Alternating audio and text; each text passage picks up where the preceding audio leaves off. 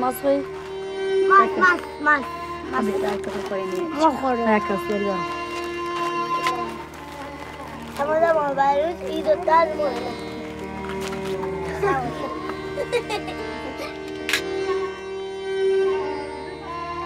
بیا برو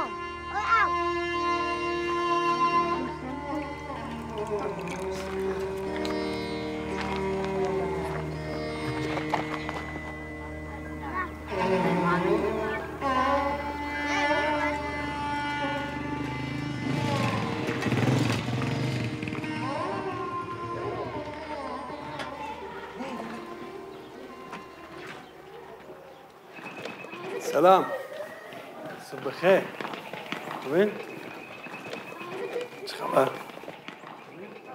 خوبین بچه ها؟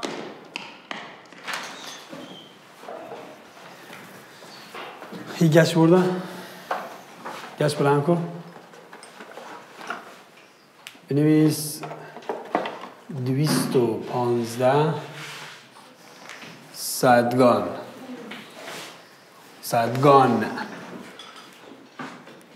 خط فاصله جانب همایون هزاریان و 33 سال سن دارم معلم اشاعیر استان خوزستان شهرستان لالی درس میدم دانش آموزانی که اینجا درس میخونن زود کوچن برج 2 پاییز که میان اینجا تقریبا تا آخرا اسفند میمونن بعد عید دیگه کوچ میکنن میرن سمت ییلا 3 7 میشه 20 3 8 میشه 24 تا اشتباه سروش نکن خب و اکنون زمان کوچ فرا رسیده بچه‌ها و من هم به عنوان یک معلم کوچرو از اینکه در کنار شما هستم و میخواهم به عنوان در کنار شما باشم خیلی خوشحالم و در پایان کوچ اون امتحانات رو از شما بگیریم و امیدواریم که نمره قبولی رو از ما دریافت کنید و قبل از کوچ یه سری کارهایی که باید انجام بدیم این که مدرسه رو تمیز کنیم و وسایل رو جمع بکنیم که انشاءالله بتونیم سال دیگه که میایم اینجا درس بخونیم از اون وسایل به خوبی استفاده کنیم بلند شید یا علی تخت رو پاک کنید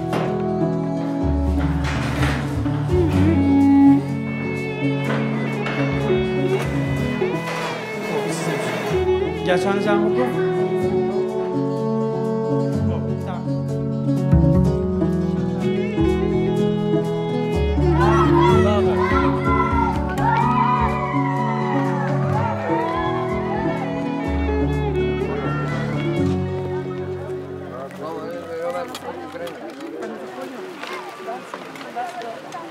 بختیاری ها مردمانی پرتلاش، سخت‌کوش و پرجنب و جوش که در دامنه‌های کوههای زاگرس زندگی می‌کنند و معیشت زندگی خود را از راه دامداری دامپروری به دست می‌آورند و اینکه تمدنی چندین و چند هزار ساله در ریشه این خاک این سرزمین دارند.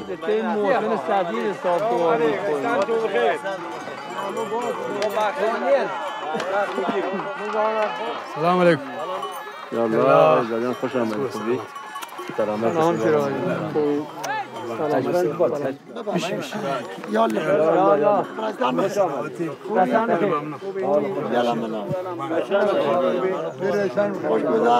آمادی بریم ما منتظر ایسانیم که زودتر کوچ کنیم با تو بریم هیچ خبر سانیم دارنزی جاده هیچ عبور کردیه؟ نه والا تا به حال برو نکردیشه انشالله به سلامتت ولی خیلی راه کتل سر دیری سرباله داره این خسته زنی ماهی یواش یواش شده سر حال داریم سر حال یاد عجله نکن اشعری شغل پایداریه شغل حلالیه شغل یعنی پیغمبر ما خود دامداری دوست داشت گفت دامداری کار پربرکتیه کار خیر برکت به هوای مناسب سپری کنیم هر جا سرد شد کوچ میکنیم میریم تو گرما هر وقت گرم شد کوچ میکنیم میریم تو سرما با خیلی اوسا اشاعری خیلی خوبی الان ضعیف شد مثل این که یکی میره اشاعری میگه خسته کل بچه‌س ایجاده میره ما میخوام با جاده ماشی برم 1 ماه 2 ماه توی جاده اشاعری کوچ بکنیم ولی پسر من خوشحال نیگو میخوام 6 ساعته برم اصفهان فریدون اینطوری نیه. فقط همین چند تا پیر مردیم. اگر ما هم 10 سال دی 5 سال دی افتادیم دیگه هیچ دیگه تمام دیگه اشایری وجود نداره. خلاص الان وجدان همین 10 8 تا پیر مردیم، همین چند تا پیر مرد. نیازدارین هست.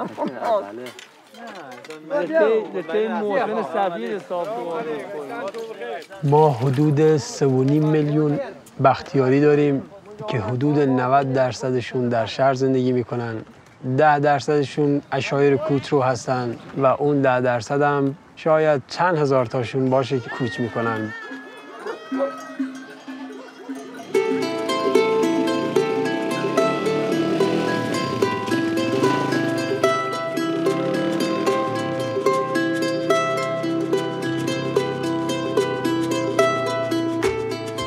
در واقع بختیاری به معنی خوشبختیه، به معنی اینکه کسانی که بختیارشان بود.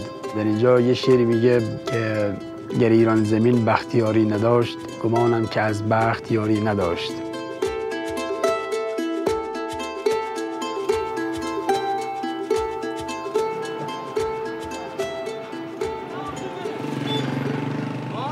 من شهر لالی زندگی کنم، اما پدر و مادرم اشایر کوچرو بودند و دوست دارم این کوچ انجام بدم. به نقل از پدر و پدر بزرگم که شنیدم زمانی که کوچ میکردن این راه میرفتن تا ییلاق، راه پرپیچ خم و خطرناکی هم بوده، خیلی جذاب بوده براشون. ما هم دوست داشتیم یه روز این راه بریم.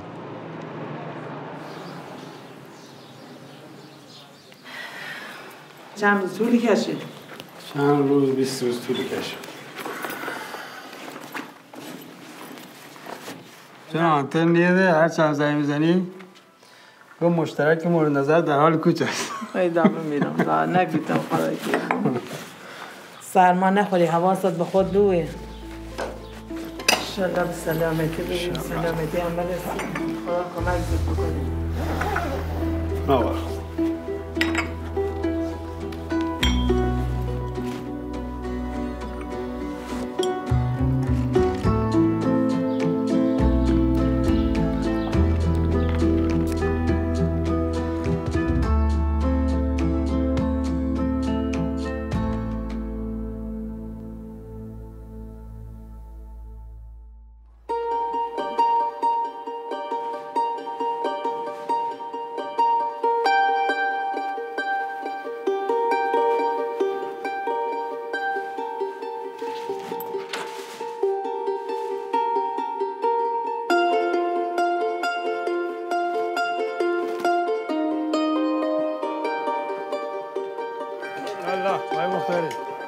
خوبه؟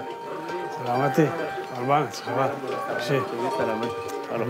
سلامت. شکری خوبه. خب حالا این باید یک اساس میریم سرس ها؟ باشه خیلی اساس میریم سرس. آره باشید. باشه تقصیب کشیدی هم داریم. در حال حاضر ما میخواهیم به همراه خانواده محترم آقای مختاری کوچ کنیم. بسیار خانواده خوبی هستیم، خانواده پرتلاش، زحمتکش، بسیار مردمان کوچرو، کوچ دوست، اشایر دوست. اونا امسال یه خانواده 8 نفره هستن که با آنها 400 رأس گوسفند در حال حرکت.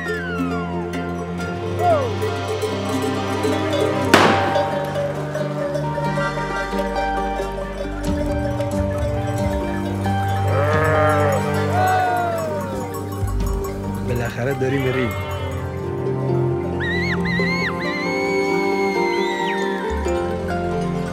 سلسله کوههای زاگرس عبور کنیم، از دشت‌های جنوبی شروع کنیم، پیاده بریم تا فلات شمالی، جایی که دمای هوا هم سی حیوان‌ها هم سی انسان‌ها مناسب تره.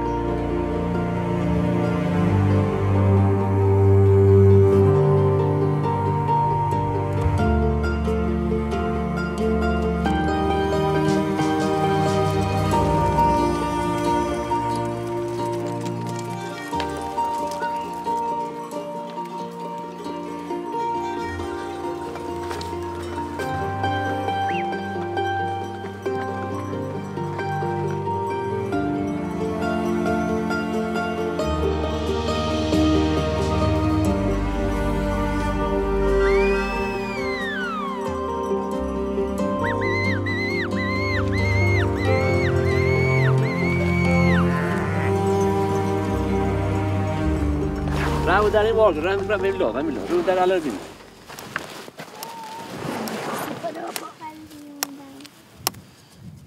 نه همین چرا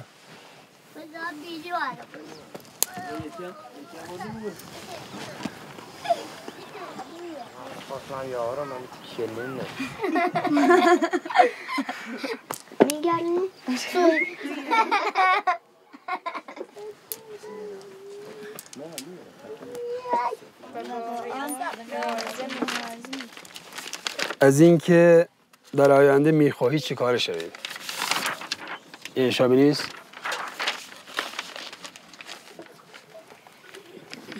در مورد آینده در آینده میخواهید چه کار شوید؟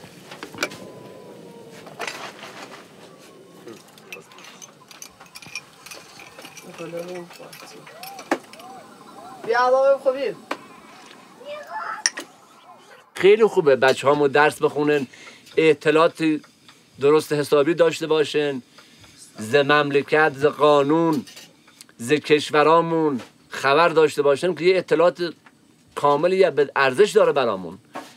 ولی خب یه مشکلایی هم هست که مثلا الان ما که عشایریم باید بچه هامون بعضی هستون ترک تحصیل کنن به خاطر این که امکانات نداریم، دور ز دستیم، باید مجبورن بچه هامون ترک تحصیل کنن. من دوست دارم یک دکتر باشم، بیمارا را خوب میکنم، آب مردم کمک میکنم که خدا ما را دوست داشته باشد. ما دایره آدم بیمار زیاد هستن عمل میکنیم و دوست داریم بزرگ باشیم و به پدر مادرمون کمک میکنیم در آینده خوشبخت باشیم. آفرین. لبش سرده. الان ما خواهم بچه هم دوستی تاست یکی تهرانه، یکسون اهوازه، یکسون شیرازه، هر یکسون یه جا دارن درس خونن تو دانشگاه ها، بهترین معدل دارن. ما الان خودم 17 تا 20 تا بچه دارم، بگم کاش که 4 تاستو بمونه پیشم. بچه ها علاقه ندارن به زندگی عشایر، ما همین خودمان بزرگسالا و بازدنامون بیشتر علاقه داریم. بچه ها همیشه عشقشون و علاقهشون تو شهر حقیقت و تو دنبال درسن. بچه ها زیادن، باید 3 تا 4 تا تو کمک بده. یکسون سروشی، یکسون سامانه. ولی من ناچاریم، میگم یه 2 تا 3 تاتون کمک بدین.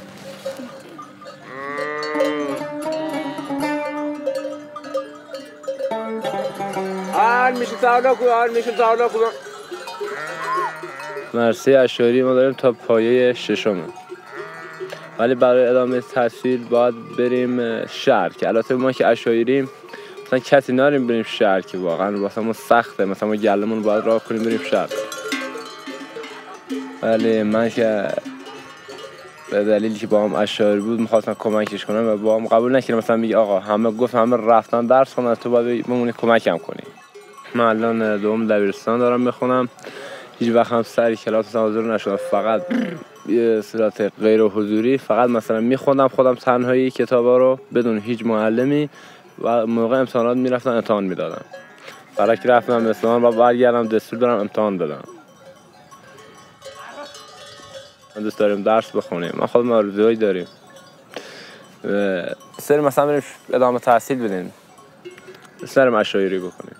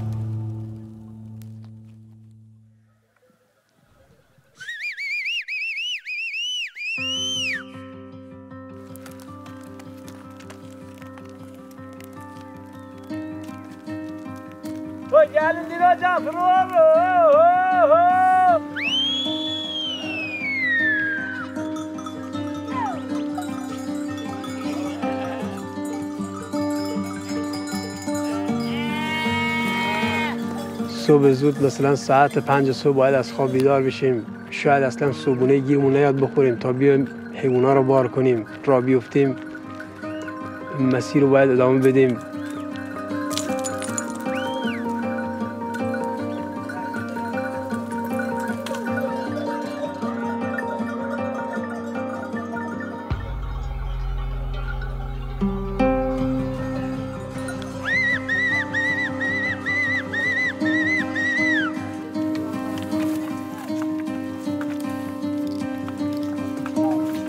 ما روزانه با بالا و پایین رفتن زیاد طی کنیم.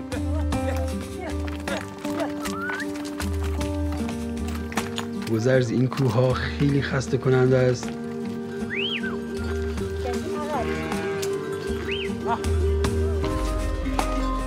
افتادن یعنی مردن. یه قدم اشتباه بذاریم به قعر در سقوط کنیم.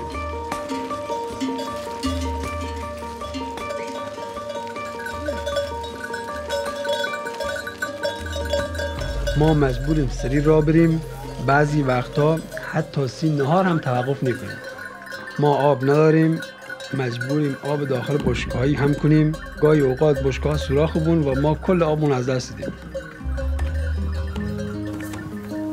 با 20 سال جهلن چارده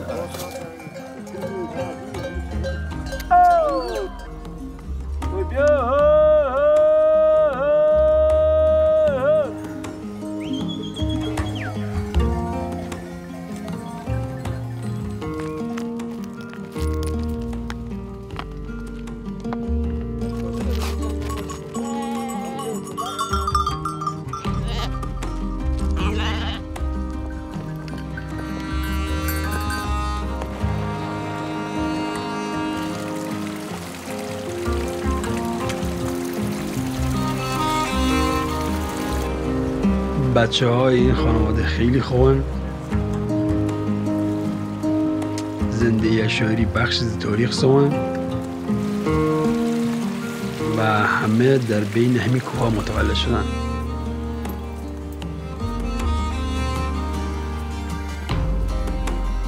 سروش کلاس 5 و خیلی بچه مؤدب و باهوشیه. امیدواره که بتونه مدرسه شبان روزی بره و اوچو تحصیلات خاص بعد از کلاس 6 ادامه بده. سمانه کلاس 3 خیلی با مزه و شوخ طبعه و رابطه خاصی با حیوانات داره. انگار نسبت به حیوانات احساس مادری داره. آرش شیر آرش کلاس اوله. پسر خیلی کنجکاو و باهوشیه. یکی دیز بداله میده. نسبت به سنش خیلی قویه. انگار هیچ وقت خسته نیبود.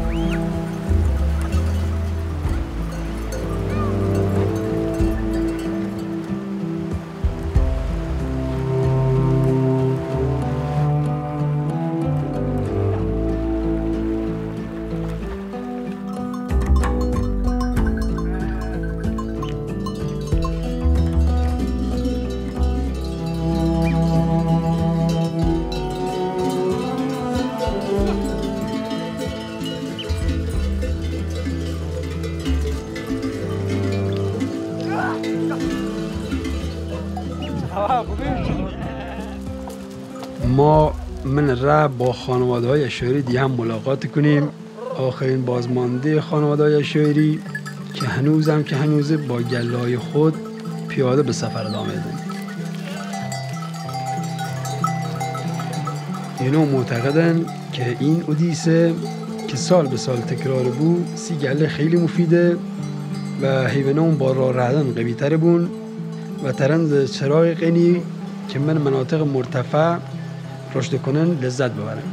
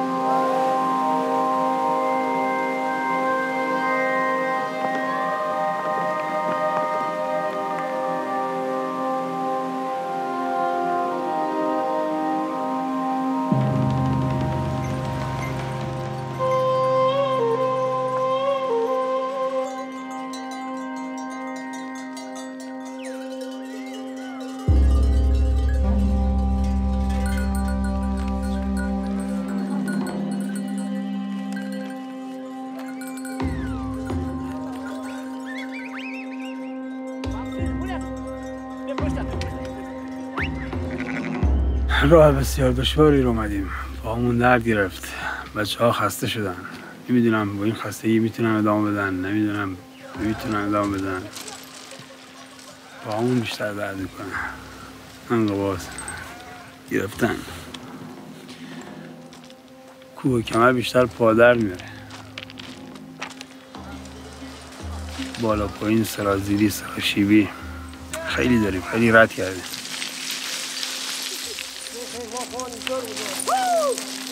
بچه ها انرژی دارن. آره بچه ها عشایر خیلی قوی تر از این حرف هستن. اونا انرژی دارن، میتونن این راه ادامه بدن. یه خورده برای ما که هنوز این جاده رو نرفتیم مشکله، ولی ما هم انشالله که رد میکنیم این جاده رو، این راه ادامه میدیم. خدا بزرگه.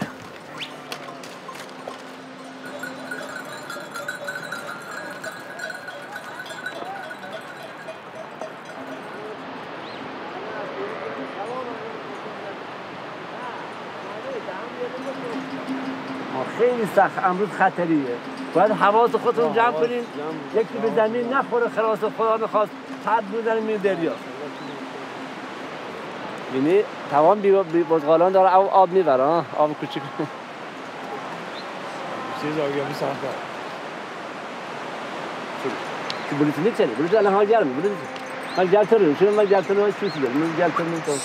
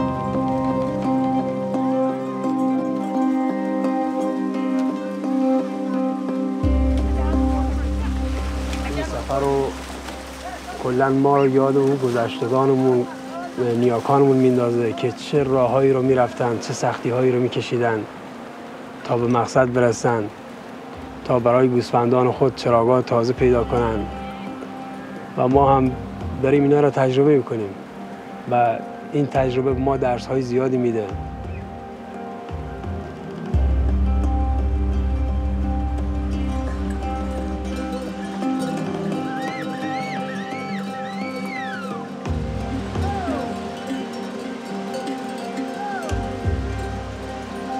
آرشی بیار رای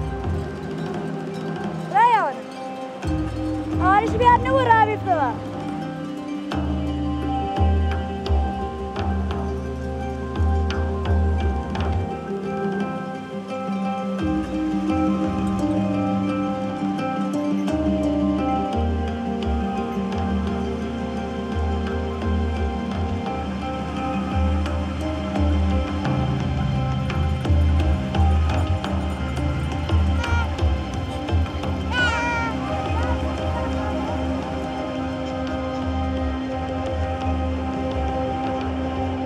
یالا شلیمه خوبی سلامتی حال خوبه سلام علیکم سلامتی حال احوال خوش خوبی سلامتی خوبی حال تو خوبه سلامتی یالا خوبی یالا سلام خوبی حال تو خوبه شبا تا بیایم چادرامون رو برپا بکنیم برای کلاس بچه‌ها هم باید همراه باشیم با همه خانواده‌هایی که کوچ میکنن، یه جایی مستقر بشیم که همه با هم دسترسی پیدا کنن تا بتونیم یک کلاسی براشون برگزار کنیم.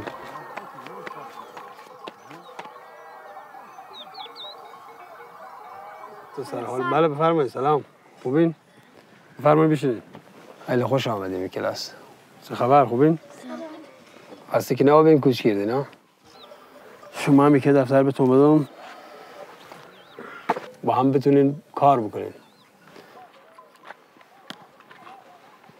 در مناطق عشایر بختیاری کلاس ها چند پایه هستن، یا 2 پایه یا 3 پایه یا 6 پایه. چند قسمت از این 4 قسمت رنگ شده؟ 3 آفرین. تا چند نوشتی؟ آموزگارا هم که به اونا درس میدن چند پایه درس میدن، معمولا 3 پایه یا 2 پایه. باهاشون ریاضی کار میکنیم، فارسی کار میکنیم، کتابای دیگه علوم کار میکنیم، املا کار میکنیم، دیکته، همینا رو باهاشون کار میکنیم. احسن، آفرین. برو بیشی.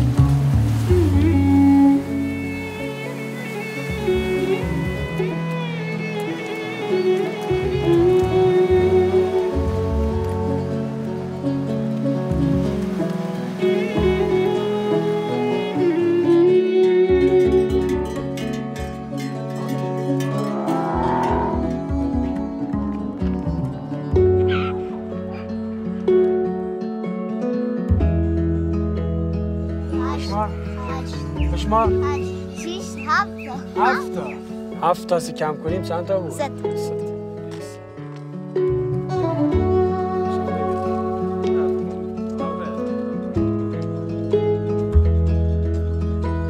بچه‌ها بهداشت فردی رو باید همیشه رعایت کنیم. ها؟ حالا میگی نه؟ بچه‌ها خیلی دانش آموزان و خوب و زرنگی هستن. خیلی سریع اون نکته های درس، اون چیزهایی که باید یاد بگیرن رو یاد میگیرن.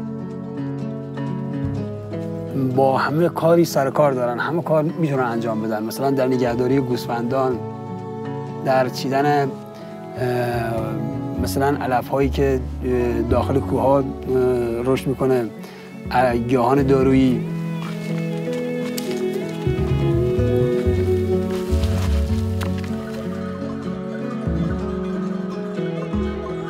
و دلیل اینکه این دانش آموزان خیلی تیزهوش هستن به خاطر اینکه در طبیعت زندگی میکنن همراه با پدر و مادر که خیلی کارها و مشغله های زیادی رو در طول یک شبانه روز انجام میدن. اونها هم در کنار این پدر و مادر به خوبی یاد میگیرن که چطور از پس مشکلات بر بیان.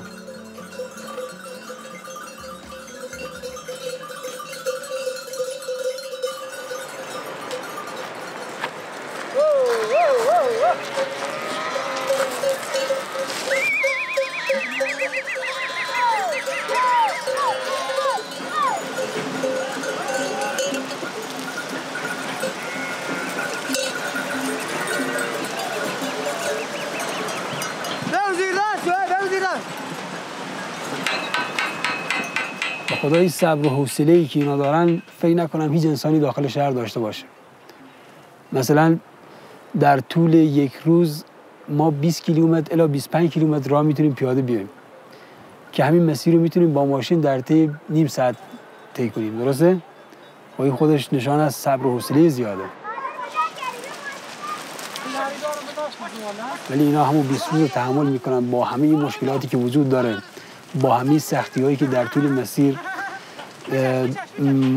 با همه سختی‌هایی که سر کار دارن، با همه مشکلاتی که براشون پیش میاد، بازم پاپس نمیکشن.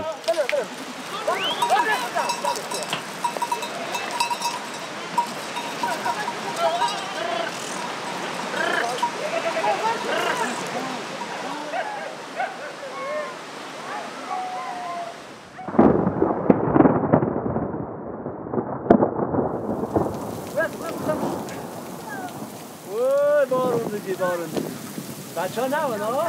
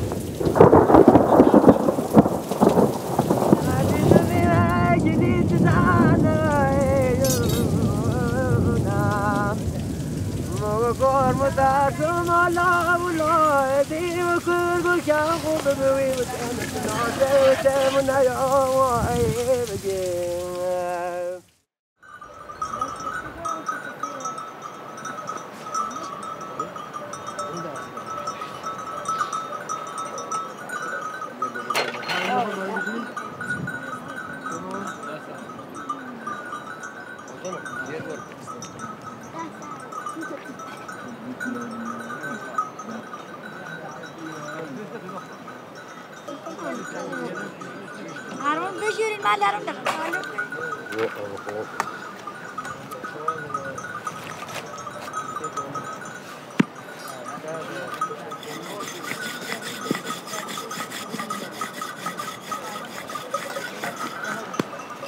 چون خندت چیز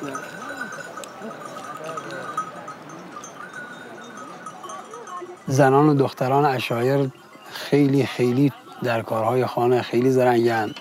شاید اگر مرد خونه به علت مشغله کاری نتونه همراه خانواده باشه، زن عشایر به خوبی از پس کارهای خونه برمیاد، میتونه بدونی که مرد خونش باشه به خوبی انجام بده.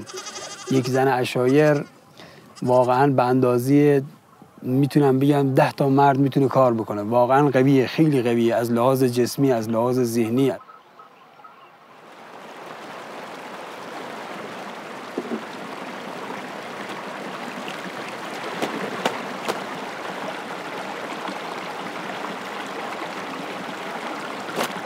که ما مثل سمانه و آرش کوچولو بیدیم با پدر و مادرم رو کوژ میکردیم ردیم مال که باراندازی کردیم ما ردیم بازی کردیم ردیم چند تا بچه همسن بیدیم رفتیم آب بازی کردیم رفتیم عروسک درست کردیم خودمون خیلی خوشمون گذشت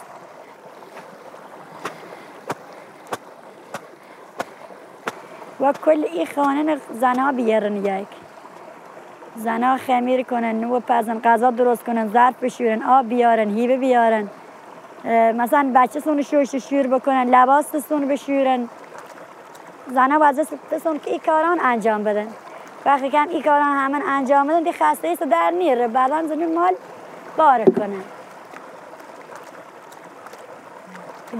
دی نتری مثلا دی خسته آبیدیمه کوب کمر زیاد جلومونه نخواهد دی کوچ دی میکنیم دی امسال سال آخر مونه که کوچ کنیم دیخیم با ماشی بریم آرزو داریم که بچه هامو توی شهر زندگی کنن درس کنن رو پی کار خودسو مثلا سر کار بگون سی خودسو هم پسرها هم دخترها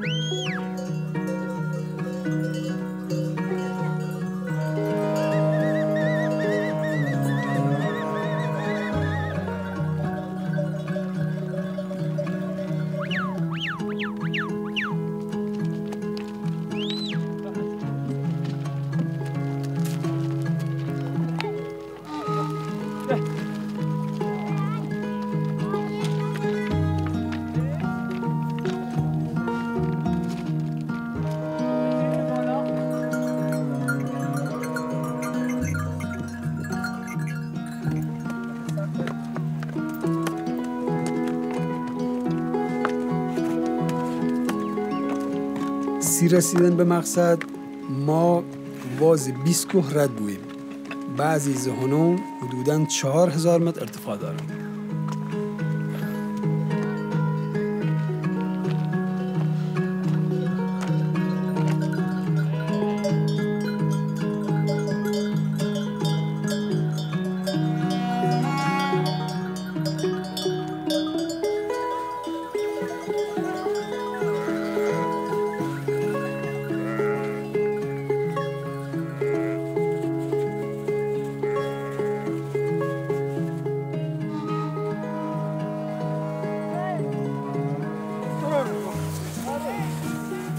توی این سفر خیلی چیزایی هست که آدم یاد میگیره.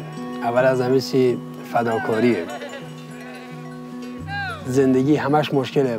انسان باید سختی بکشه تا به چیزهایی که میخواد برسه. انسان هم هیچ وقت نباید از مشکلات بهراسه، هراسان باشه.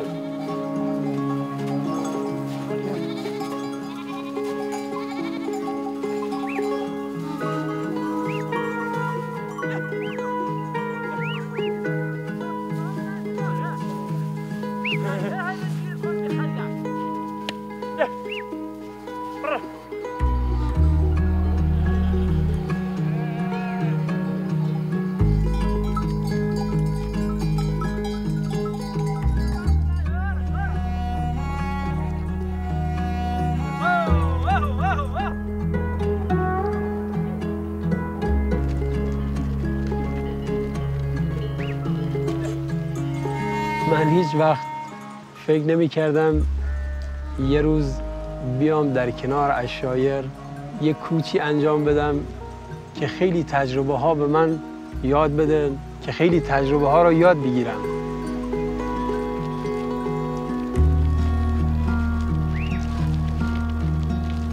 خیلی از کارهای گذشتگان رو که در گذشته براشون اتفاق افتاد من در حال مرور کنم و همین که سختی های زیادی رو کشیدن من هم اون سختی ها رو بکشم و حالشون رو درک کنم. خیلی خوشحالم از این که تونستم در کنار عشایر کوچه انجام بدم.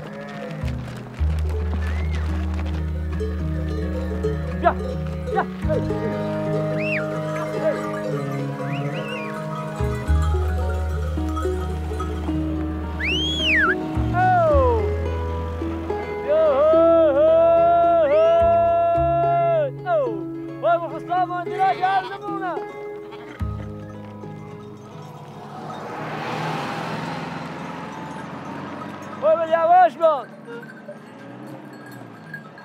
دیگه رسیدیم به اسفالت، میریم کوههای اصفهان، منطقه اصفهان که وارد جایگاه اصلی خودمون شدیم که انشالله 4-5 ماه 4 ماه ما ایشو تعلیف زندگی داریم. بهترین جایگاه است اینجا، تفریحگاه تمام دنیاست، همه مردم میان تفریح اینجا.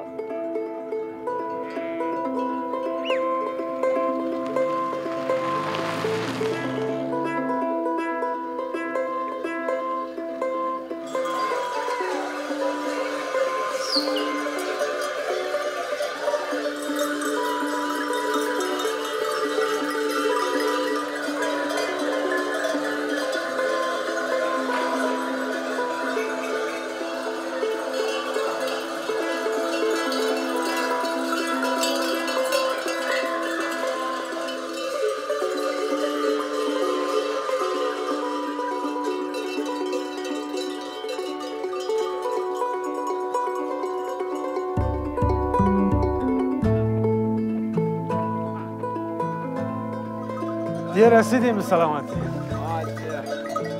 بیا اون سامان رسیدیم دیگه، هر چیزی سختی کشیدیم دیگه آخر رسیدیم. سرسبزه. بیا بیا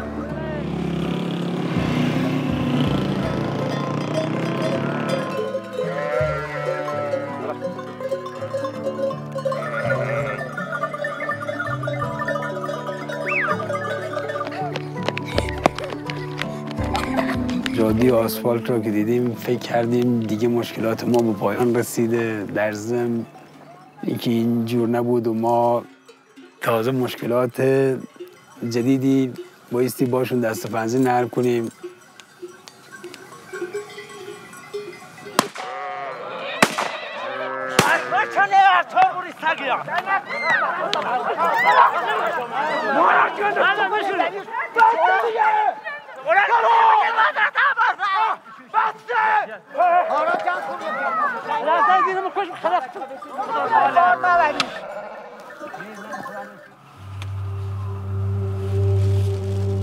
دیشب برای استراحت در یکی از روستاهای اینکه دیگه نمیتونستیم مسیر رو ادامه بدیم، برای استراحت خود جایی را انتخاب کردیم، خواستیم بار بندازیم، ولی نمیدونستیم که این زمینا علفشون قرق همون اهالیه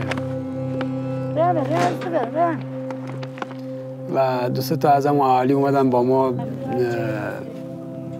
جر و بحثی رو راه انداختن که ما مجبور به این شدیم. خیلی هم با بچه‌های ما درگیر شدن، یه زد و خوردایی هم داشتن که خوشبختانه مشکلی پیش نیومد، ولی خیلی ناراحت شدیم از اینکه این اتفاق برامون افتاد. و آقای رحمت مختاری هم تلفنی با پسرشون تماس گرفتن، آقای فریبرز مختاری، که با ماشین بیاد وسیله‌های ما رو جابجا کنه. آخرین روز کوچ هم دیگه با ماشین انجام میشه.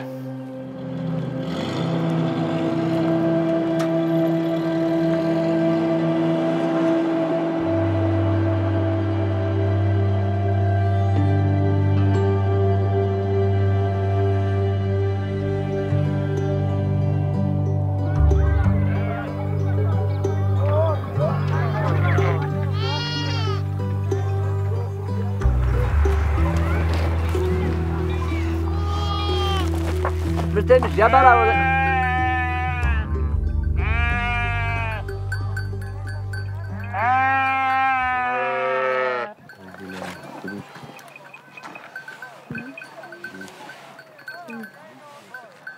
آمدن قشنکشی کردن، سنگ چینی کردن، گوسفندام سنگ چینی کردن، خودم سنگ زدن تو دستم.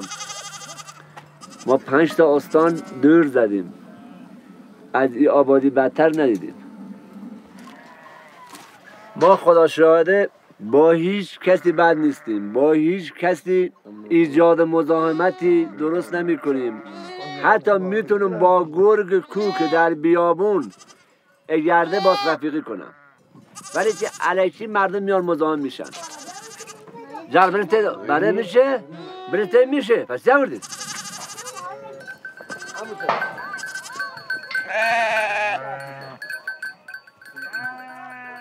دیگه کوچ پیاده روی خیلی سخت شده، دشوار شده.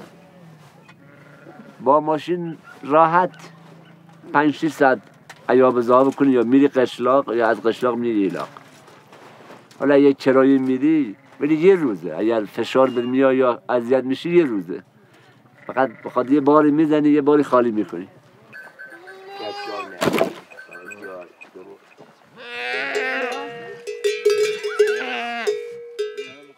اسماتو هم بالا بریاتون بنویسین. خواه همه تون رو با ما. بچه ها کسی هم با بغل دستی صحبت نکنه، خویم امتحان میگیریم. دستاتون بریم بالا. مو نه، دست بالا، هر کی خودکار نداره.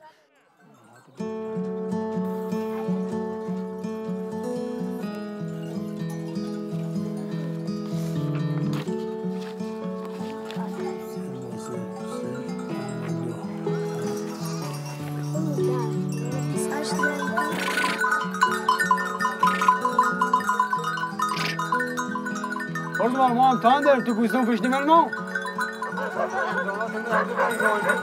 هادی امتحان هم بودیم چی سرگید یه 10 دقیقه رد کردی به زحمت. دست دارم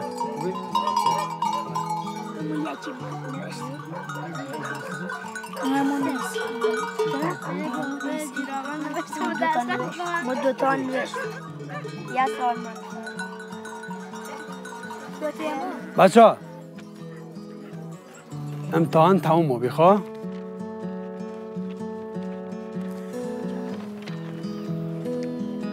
بچه ها دستون در نکنم. امتحانتون صحیح کنم، نمراتون وارد کنم، بعد بهتون اعلام کنم. آرش به تختن بره. آفرین. به کیفون براسی.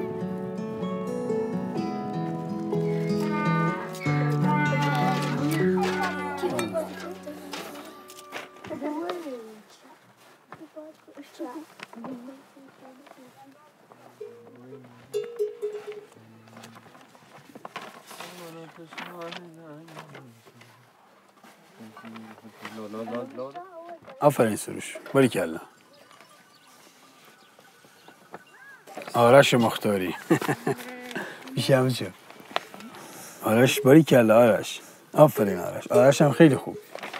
سمانم خیلی خوبی. آفرین. آفرین. دختر گلم.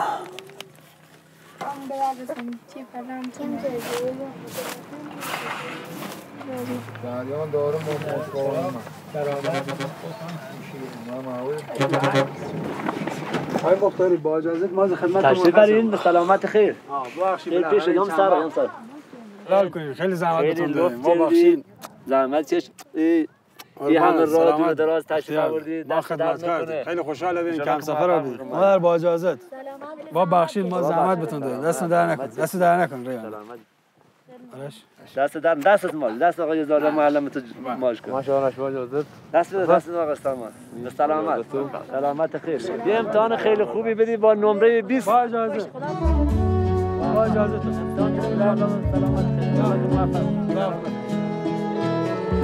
که منم که اینجا کارم تموم شده با هم سامان به سمت خوزستان میریم که انشالله سامان هم بره و به امتحانات نهایی برسه. انشالله که در این امتحانات موفق بشه. من در طول این مدتی که با دانش آموزان عشایر سر کار داشتم در خدمتشون بودم به عنوان یک آموزگار، میتونم با جرئت بگم که تیزهوش‌ترین دانش آموزان حال حاضر کشور هستند.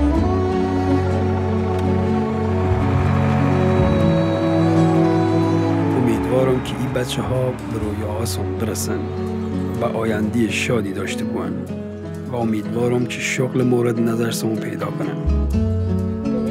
شاید یه روز اونا من شهر مستقر بودن، یه مهندس، پزشک یا معلم بودن، ولی با دلتنگی در مورد زندگی عشایری که قبلا در کنار خانواده خودشون داشتن فکر کنن.